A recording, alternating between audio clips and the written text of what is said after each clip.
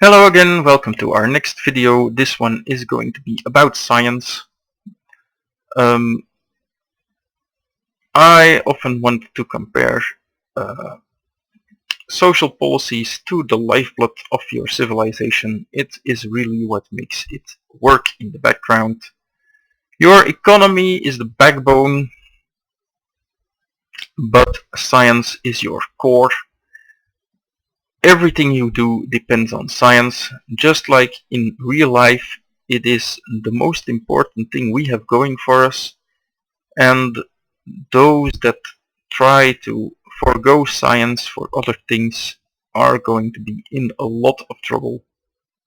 Regardless of what victory type you want to go for, having a strong science output will be absolutely crucial.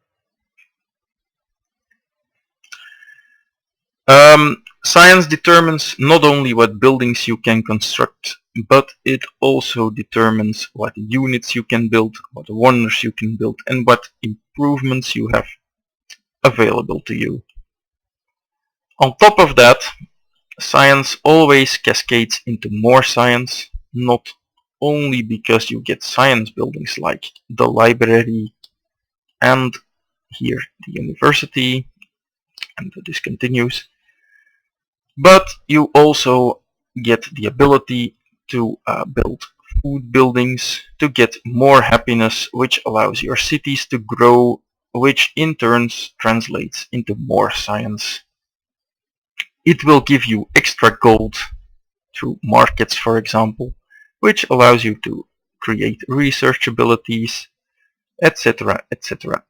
And that is actually the entire point of the game, cascading into more science.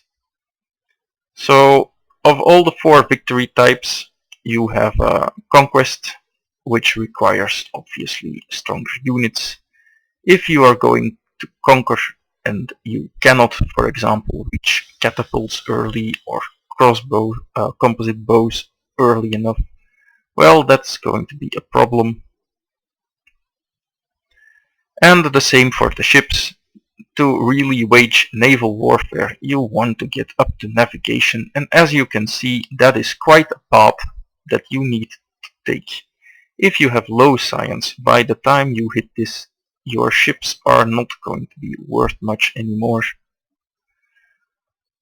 So for conquest, it's very obvious.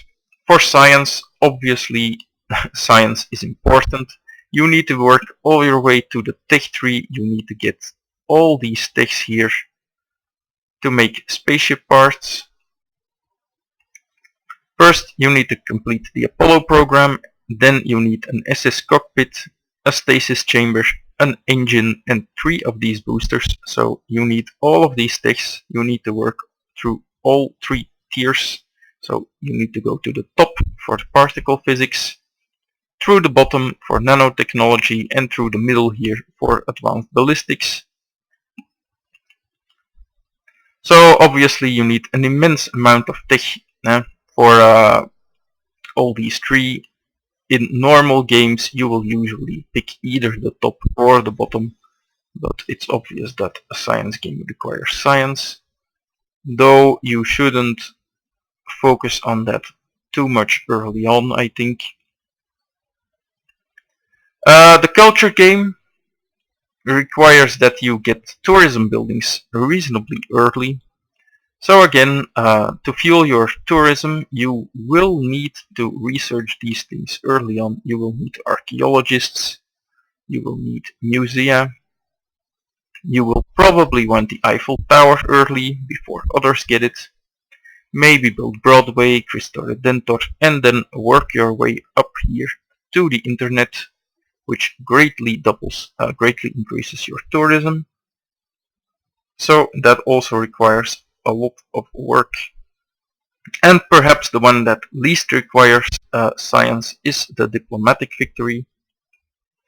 Even though if you do not keep up on science in that with that victory path, you will likely get overrun by the other civilizations. So even there you will want to get several of these things like establishing extra trade routes, That's all very important. So you want these technologies and the railroad for even more trade routes, etc., etc. So science is always going to be a key element of your strategy in general, but since it's always important, it's not going to be something that we can skip on. So unlike all the other things, in some cases we are going to not need much gold. In other cases we are not going to need much happiness or much culture or much tourism or much faith. This is not the case for science. Science is always something you need, and you need as much of it as possible. So now we are going to talk about how to get science. As we've already gone over in the first video, your science output is determined by the size of your cities. You get 1 point of science for every population in there. And then there are buildings that provide bonuses. And the palace provides a lot. The library provides 1 science for every 2 citizens, mostly the same as the public school here. Public school is an industrial era science building. You will want to build that in all your cities, but not necessarily as soon as it becomes available, though pretty early on. The university gives a percentage bonus to your science output, so instead of 1, you are going to get 1.33, but it also scales up the output that is generated by the other buildings, such as libraries, so this is much more than you would expect. It's a flat 32%. And then finally the research lab, which is the last science building. This one adds 50% to your total and 4 flat. So that's 6 of its own and a lot from the percentage bonus. Science buildings allow you to slot specialists. A specialist is like a regular tile here. You will see them appear in this section, right above the bonders, I think. And you can just put a person in there. If you put a person in a specialist slot, it will generate extra, well, whatever the specialist generates, be it science or production. And it will also try to create a great person of that type. So if you were to, say, look at the university, it has 2 scientist slots, which means you can put 2 specialists in there, which then generate extra science for your city, but also try to create a great scientist there. We will see later in the game how that works exactly, but suffice it to say that these great people and specialists are key to certain victory types, and you will almost always try to slot them up. Then the great scientists themselves can be used for 2 purposes. You can either make a tile with them. I should create one in a game later on. And if you do that, this tile will generate extra science. I think 8 or 6 is the base output. Or you can sacrifice them for an immediate science bonus equal to 8, the total science production of your last 8 turns. So that's all about great scientists. As soon as you have researched education, you can make research agreements. Now, a research agreement is a deal you make with a friendly other civ,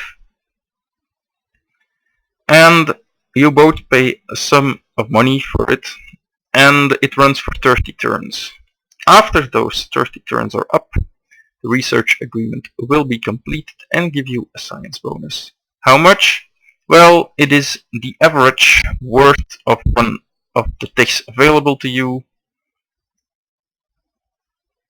So, for example, if you have these two available to you, then it would be about 200, then it would be about 450 science.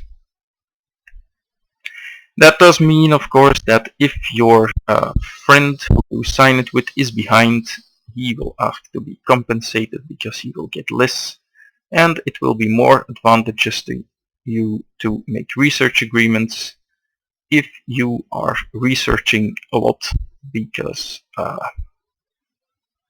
the further you are, the more it will give you. There are certain modifiers for them, like the Porcelain Tower, which adds to your research agreements, but in general, it's just half of a tick you need. So strategically, of course, that means that you will want to make them perhaps if you can spare the money, and if the person you are making one with is not a tick threat to you. In general, being a hidden tick means that you can make better use of it as the AI can, and well, you shouldn't be too afraid to make them, but early on it costs a lot of money and you don't always have that. So this is a strategical decision that has a severe impact, but when to do it, when to not do it is something for much later. You won't know that early on. So I suggest that you try it out a few times and see what the results are, and not be too afraid to try that, to use that to your advantage. Just like really everything in the game, it's much better to try something and then fail at it and learn something than to just never try it, because you might be missing out on a very important and key factor of the game that you can exploit. Well, that's it about science. Which ticks to research first is perhaps something we can go into for a short while, but it depends greatly on your strategy and on the type of game you intend to play.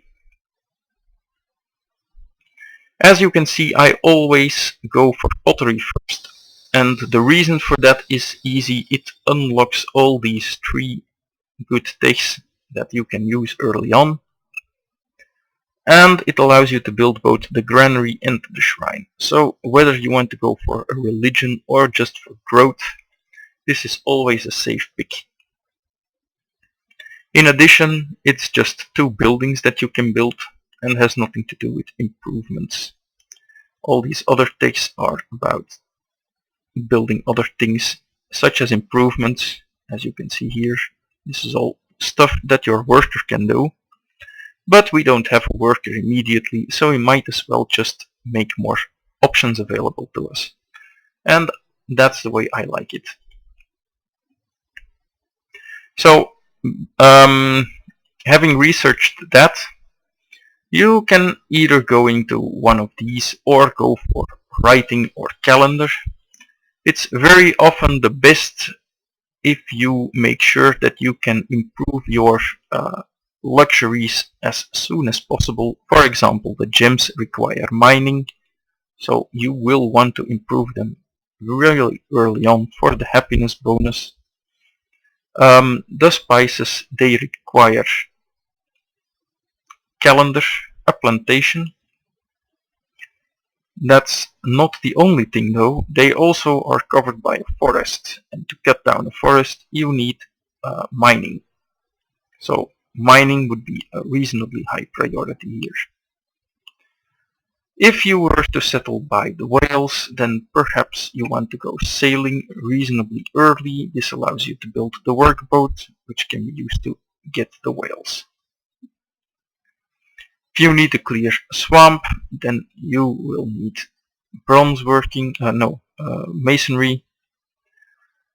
So the early game, what techs you take is mostly determined by what luxuries you have available and what tiles you need to improve early on.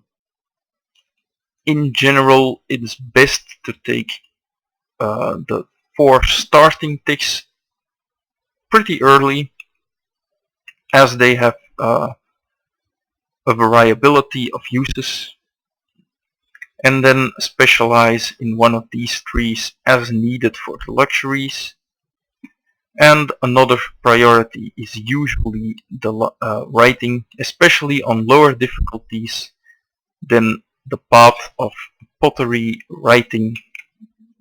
If you shift click, you can set a tech path. Then calendar. This path, while building the Great Library, is a very popular one, as it will allow you to click on philosophy, a very expensive tech which you can then get for free. And after calendar you can just research these and then go into whatever luxury improvement you need. That's a very popular tech path, almost exactly the way I put it here. I'm not going to say that it's the only one for lower difficulties, but it's most certainly the most efficient one. Pottery, writing, build Great Library, while researching calendar, choose philosophy for free, and while you build that, you get these three techs researched. Doing that will propel you deep into the classical era and make researching all this much easier. That will not work on higher difficulties. It might sometimes work on Immortal, but you can't rely on it, and on Deity it will be set up for failure, but for lower difficulties and learning the rest of the game, I think this tech path is one that you should try, and if you follow that, you will always have a very strong lead early on. Then later on, you have to adapt to the situation. One of my favorite strategies is to go for construction reasonably early, because it allows you to make composite bowmen, and then take philosophy to build the National College. This is really a very key national wonder. The most important part is boosting your science output radically. It should almost always be built in your capital, unless you have a very, very powerful other city, but the capital is usually the safe bet for this National College. It will dramatically increase your science output. It can be delayed if you are settling new cities, then you shouldn't panic about getting it as late as turn 100 or so, but in general having it out earlier will only be better. After that, I sometimes go for education to further boost science, or I can go for metal casting to upgrade my production output. If you think you can get a specific wonder that's important to you, then by all means go for that. You will learn as you go along whether you can make it or not, but in general it's better to boost your science and then get to, say, ironworking for the Colossus, than to just start with mining and going for the Colossus, because the total result will be that it just takes you longer to get here. You really need that library and maybe the caravans to boost your science output. Caravans provide you extra science if you are behind, so it can be useful to catch up a bit. It will give you nothing if you are ahead, so that's important to keep in mind. Oxford here. If you have a university in all your cities, you can build Oxford for a free tech. That free tech, you can save it up. There is no shame in that. In fact, it's often the best thing to do. You could, for example, save it up until you are here, you have done this, and then time it so that it pops next turn and you can get scientific theory. Progress in buildings, I should tell you that if you switch from the monument to the warrior, for example, the progress in the monument and in anything you build will be kept. So you will not lose your progress in that building. That's very important to remember. So you can build Oxford until there is one turn left, then switch to something else and just build it off that last turn when you really need it. That's a very good thing to do. Further on in the tech tree, if you advance over here, you can either go to the bottom for the military techs, which also provides some production and growth, or you can go to the middle for industrialization, which allows you to get an early ideology, or you can go to the naval part, which is very important, and scientific theory is of course a very key component if you intend to further boost your science. Having public schools in all your cities will be a dramatic increase. You don't always have to build them immediately, but very often it's best to do it at earliest convenience. The science boost is very significant. After that, the path diverges a little. You can go further up the bottom here for tanks and stuff, though that's rarely a good plan. The middle for plastics. The research labs, they are good but very expensive to build, and missing out on them for a few more turns is not that big a deal. The same thing that goes for library does not count for the research lab. You will not be able to catch up on these techs by going for plastics first. If you are going, for example, for a battleship, then you really have to beeline it, beelining being that you only research the techs you absolutely need for that.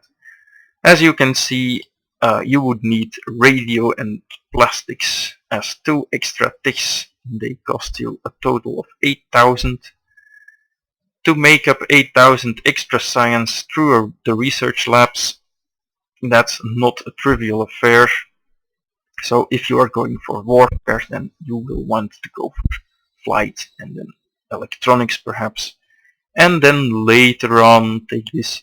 So the decisions you make here are very impactful, as these are always decisions that have repercussions for 20 to 30 turns further into the game, and in the modern era 20 to 30 turns is a very, very long time. Then further up we have the top of the tree, which is mostly suited for tourism and diplomacy. We have the middle of the tree, which is all about nuclear weapons and rocketry. So flight is in there, radar, satellites. This is quite a popular area of techs, because nuclear weapons obviously allowed you to do things that you otherwise couldn't. And the bottom is all about land warfare with tanks and helicopters. And you have some other very powerful units in this area. Culminating in, of course, XCOM Squad and the Stealth Bomber. And for sea operations, the Missile Cruiser. So that's the tech tree. You will usually want, you will need everything up to about here. After this you can specialize, but until this time you will eventually need all these things. There is no problem with actually researching something wrong, but when you research something that wasn't optimal, you often have nothing to build in your city, and that is something you should watch out for. For example, if I was not going for pottery here, and I did not need or want a worker, I would have actually nothing to build if I didn't have access to the granary. Now that's a silly example so early in the game, but it can and will happen to you that you have nothing to build, and that always means that you have been researching the wrong thing. So always make sure that you have something available to you.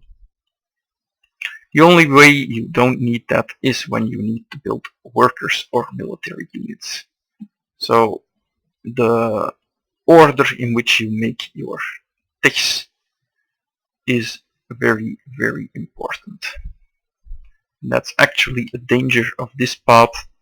Of course, if you have built this and this, then you have nothing to build until you get the great library, but usually it'll be okay. I think that's all. As usual, if you have questions, feel free to ask them.